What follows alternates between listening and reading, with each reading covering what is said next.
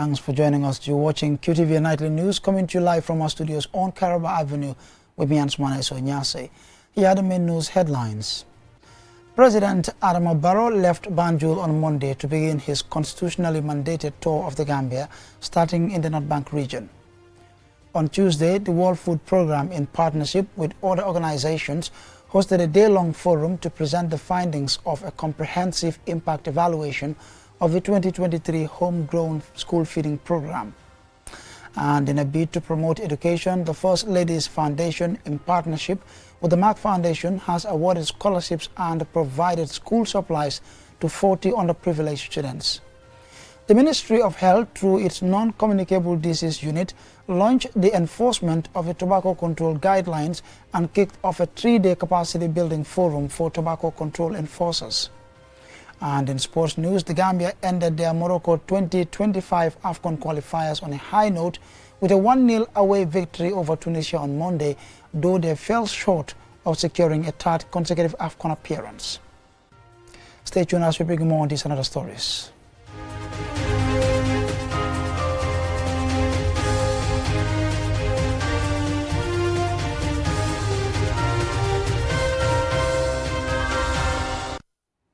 And now here's the news in detail.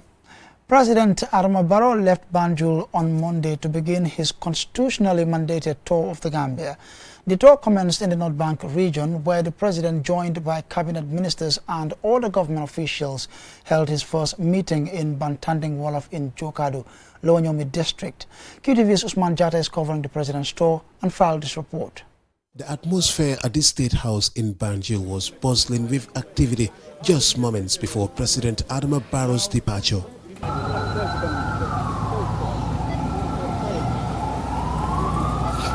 At precisely 3:15, the president's convoy made its way to the Banjul ferry terminal en route to Barra.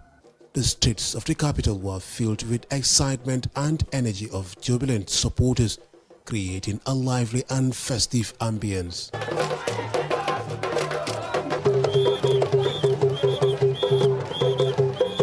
Upon arriving at the ferry terminal, President Adama Barrow warmly bade farewell to his staff and the supporters who had gathered to witness his departure.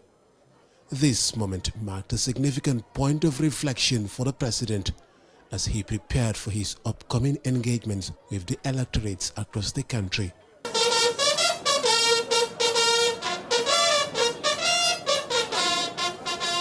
Empowered by the Constitution, President Barrow will use these meetings to gain insight into the development priorities of the citizens.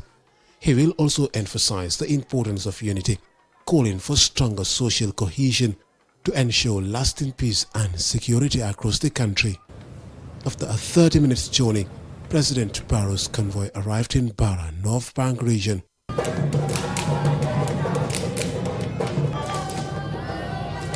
Upon arrival, the president was received by regional officials, traditional leaders, and community representatives, engaging in discussions about local governance, infrastructure needs, and opportunities for regional development. The president's convoy continued its journey inland, making a stop at the Nyomi SL Model Police Station. At the new SL Police Station, President Barrow was accompanied on a side tour by the project coordinators and international partners.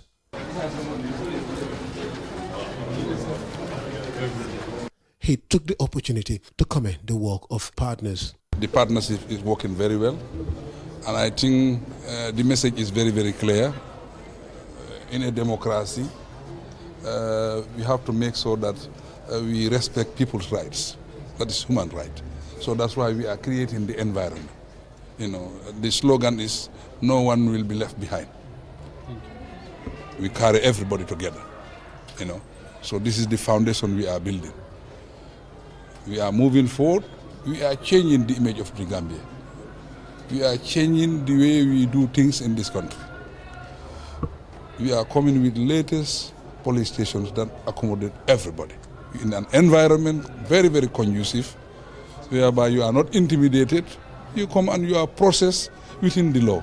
As the day progressed, it became evident that this tour was not just a series of scheduled stops, but a renewed commitment to truly listening to the voices of every citizen. Even as the night fell, President Adama Barrow's convoy continued touring various project sites in the North Bank region, underscoring his commitment to fulfilling his road infrastructure promises to the electorate. At 7:30, the convoy stopped at the Hakalang Road project site to inspect the progress of the work.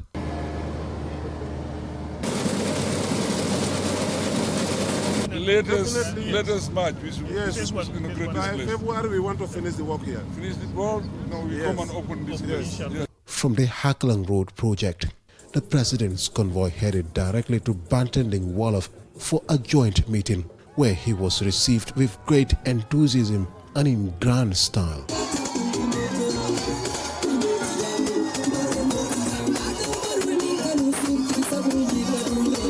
During the meeting, several speakers praised President Barrow for launching a range of development projects in Nyomi, including initiatives in electricity and road infrastructure.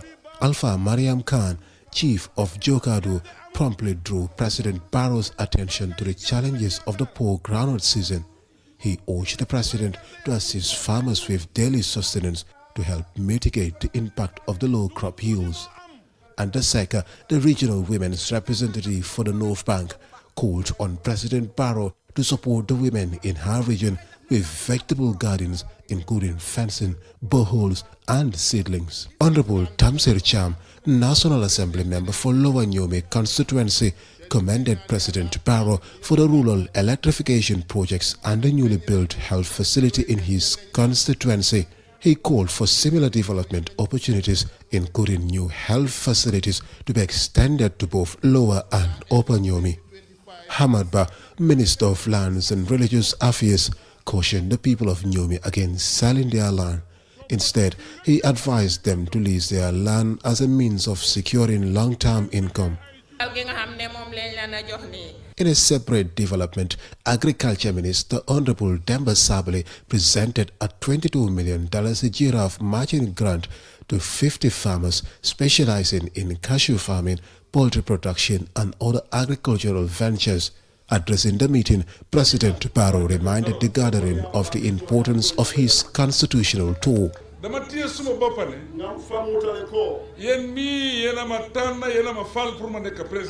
I firmly believe that you are the ones who elected me into office, which means you hired me for a job. Therefore, I am here to visit my employers. My primary responsibility today is to listen to your concerns. The Gambian leader also outlined plans to address the challenges in health and road infrastructure. The electricity lines are up and the power is flowing. I have told you before that I am not a politician. I am focused on development. That is why everything I have promised you has been delivered, and I will continue to launch more projects to drive progress. The meeting also featured entertainment performances from local groups and students from the region. President Barrow is expected to hold his next joint meetings in Ker Ardo in the Lower and Upper Badibu districts. Osman Jata reporting for QTV News from the North Bank. Now away from the presidential tour, on Tuesday the World Food Programme, in partnership with other organizations, hosted a day-long workshop to present the findings of a comprehensive impact evaluation of the 2023 Homegrown School Feeding Program. Lolem Kamara has more. Significant improvements in food security, dietary diversity and mental well-being among Gambian children, particularly girls, due to the school meals program. The Homegrown School Feeding Program, a collaborative effort by the World Food Program, the United Nations Office of Evaluations, and the World Bank's Development Impact Department, aims to enhance education and nutrition by sourcing food locally for school meal initiatives.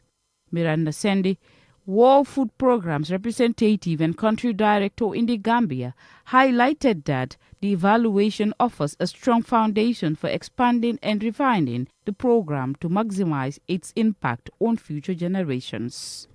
There are limited improvement in children's literacy test scores during the evaluation period, with some suggestive evidence that combining school meals with teachers' incentives improves performance on very basic reading tasks. The findings also emphasize the program's alignment with national policies, its relevance in meeting the needs of students and communities, and its positive impact on building sustainable local food systems.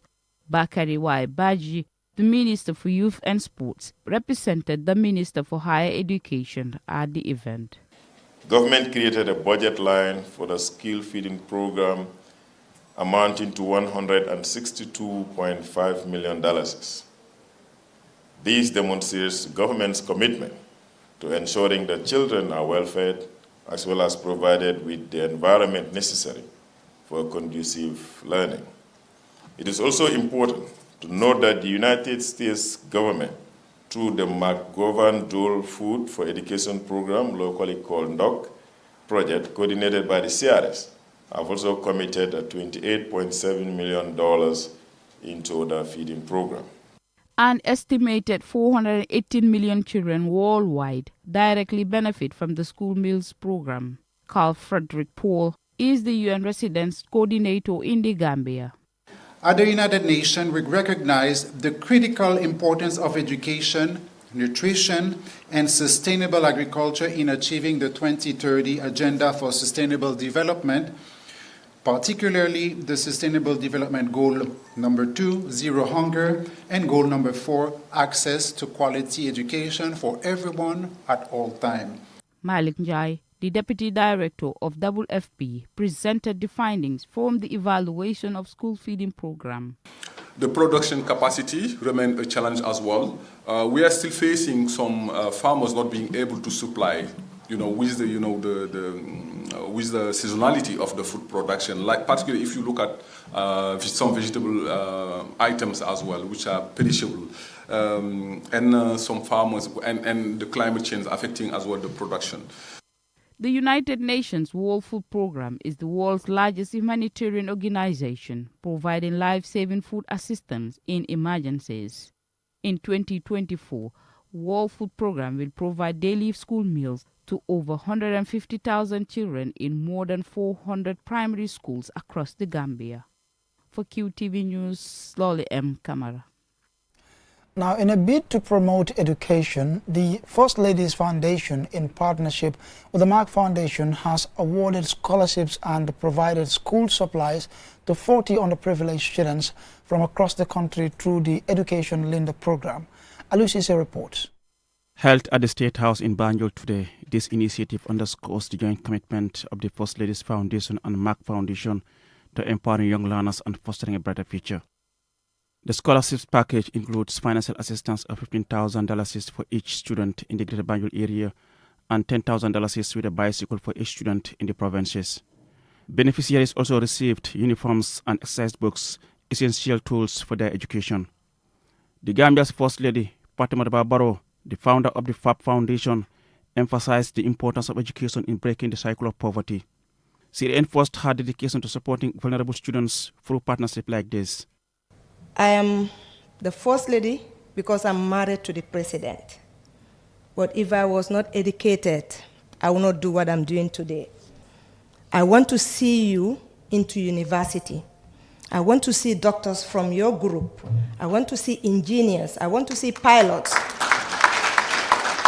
And now, all we can do is to plead to our parents and give them good results.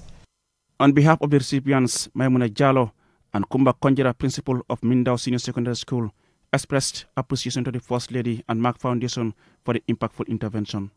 It will also help us to smoothly climb up our educational ladder. Underprivileged, but performing. Because they need little support to be what they will be in future. So First Lady, I want to inform you that that has been done. The selection of the students was done in the right way. Musa Sise, the Vice Chairperson of the FAP Foundation Board, and Betty Sen, the CEO of the FAP Foundation, respectively, said the support will no doubt inspire the beneficiaries as future leaders. They urged them to embrace the support with passion and dedication. This partnership with Mac Foundation is a testament to what we can achieve when we join forces, united by a common goal to provide opportunities for young girls to thrive and succeed in a rapid changing world. We at the FAT Foundation, we understand that education is the cornerstone of empowerment. It is the key that unlocks potentials, broadens horizons, and sets stage for brighter futures. However, education is not solely confined to the classrooms. It is also about ensuring that our girls have access to health care they need to pursue their dreams without inhibition. Early marriage is a barrier to progress. It robs young girls of the opportunity to learn, grow, and lead. We strongly urge parents to discourage this practice and instead support their daughters to continue their education. Education is the most powerful tool we can give to our girls. The Permanent Secretary for Higher Education, Yusufa Toure, and the Permanent Secretary for Basic and Secondary Education, Louis Moses Mendy, both commended the Foundation for supporting their ministry's efforts to provide access to education for all. These girls we have here are going to be empowered. They're going to be empowered, to not bother their parents anymore to take care of their educational expenses. So it is our collective interest as a ministry, and it should also be our collective interest as a people, as a country, to make sure that we continue to support the girl child's education. The aim of FAP and Mac Foundation is to give vulnerable people a new hope, enabling them to lead a better life. Previously, the Foundation made similar presentation to outstanding girls to pursue basic education and various degree programs at the University of the Gambia. Reporting for QTV News, I am Aliou Cisse. And the report there by Aliou Cisse on the First Lady's Foundation will lead us to the commercial break, but we'll be right back. Browse with us.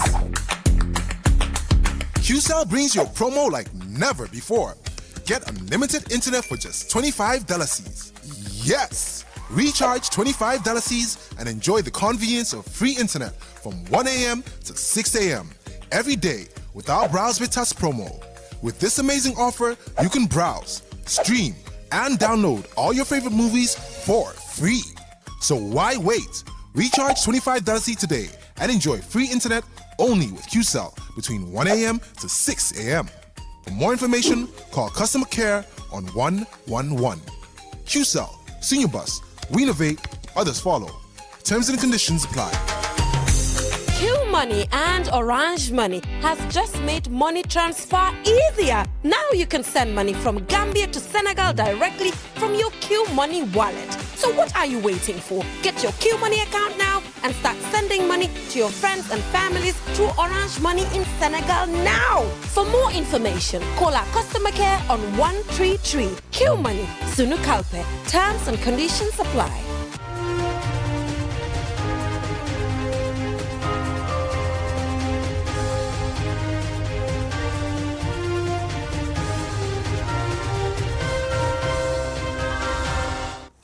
Welcome back following the commercial break. You're watching QTV Nightly News coming to you live from our studios on Caraba Avenue.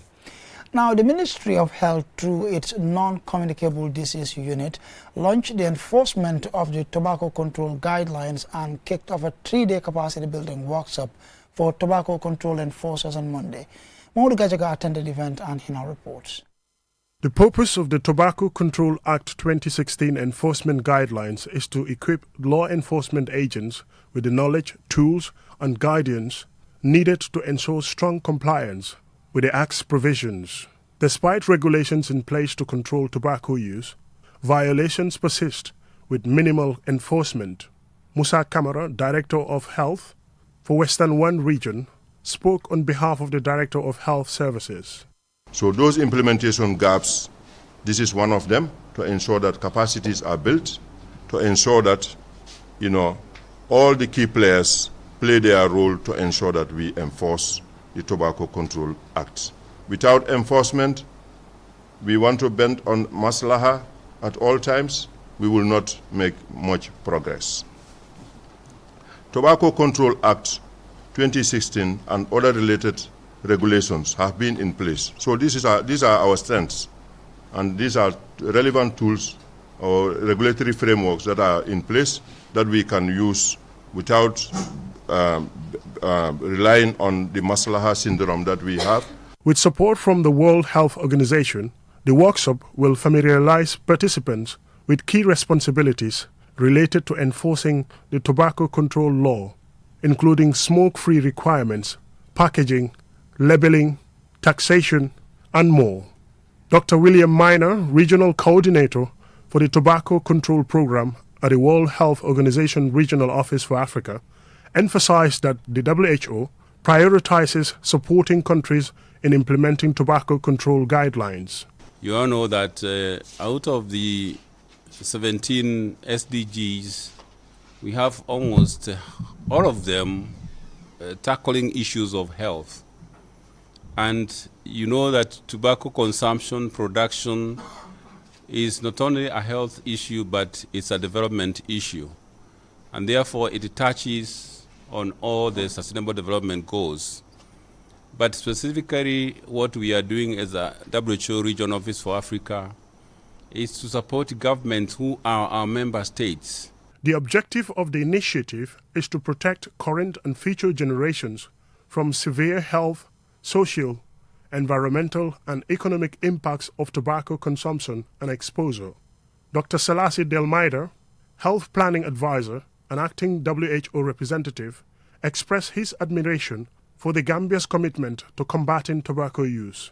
The development of such a document cannot be realized if the country has not shown any interest or commitment. And we are happy that the commitment and interest is overbearing, and we like it that way. On behalf of the World Health Organization, I would therefore express our gratitude to the Ministry of Health and other stakeholder agencies of government, and by extension to the leadership of the country for the strong commitment to tobacco control in the Gambia. Smoking is the leading cause of lung cancer and can contribute to cancer in nearly any part of the body. It also significantly increases the risk of heart disease, stroke, heart attack, and vascular conditions. Mamudu Gajaga, QTV News. Now, the SOS Children's Village, in collaboration with the EU mission in the Gambia, launched the Monetizing Waste in the Gambia for the Promotion of Organic Fertilizers project on Monday. This 3-year initiative focuses on waste management and youth empowerment, while also aiming to enhance food security in various regions of the country. More in this report. This multifaceted project is designed to support the national waste management efforts and establish a strong framework for empowering youth and women in vulnerable communities across the Gambia. Additionally, it aims to combat hunger and improve the nutritional status of the target populations. Speaking at the event, Project Coordinator Aliu S. Bojang highlighted that the initiative will also empower women gardeners by providing them with greater access to organic fertilizers. So it's derived from that process of converting these household waste that we are throwing into the dump sites, converting them into an organic fertilizers, selling this organic fertilizer, and also earning a living. And we also know how much farmers in the Gambia actually struggle in regards to having fertilizers in their garden. Fatako and Tambajang in the Upper River region, along with Sukuta in the West Coast region, are among the identified beneficiary communities for the project. Over the course of the 3-year initiative, vulnerable women and youth in these areas will receive training on how to convert solid and recyclable waste into organic fertilizers, which they can use on their own farms and sell to other farmers across the country. Jean-Pierre Kwame is the National Director of SOS Children's Village. Our goals are multifaceted. Empower vulnerable families with valuable resources, increase agricultural productivity, and ultimately contribute towards building resilient families and communities. Enrica Pelacani, head of cooperation at the EU Banjul office, emphasized that the Monetizing Waste in the Gambia for the Promotion of Organic Fertilizers project is a key initiative for the EU, representing a major priority area in their efforts. She highlighted the project's expected impact, particularly in empowering youth and women, as well as its important role in waste management. Pelacani stressed that the EU considers the project a top priority and called on all partners to work together to ensure its successful implementation. This is a very important project for us, First of all, because we believe that waste management, solid waste management, is very important for the country, but is also very much a priority for the European Union. We believe the circular economy can bring benefit not only to the environment, but also to the individuals. And it is very important as well to create employment. The implementation of this $57 million project is expected to address key challenges in waste management and improve access to fertilizers, particularly for women farmers. The initiative also aims to benefit thousands of women and young people across various communities, helping to empower them and enhance their livelihoods. Ansmanes Onyasi for KTV News. And time now for some sports news.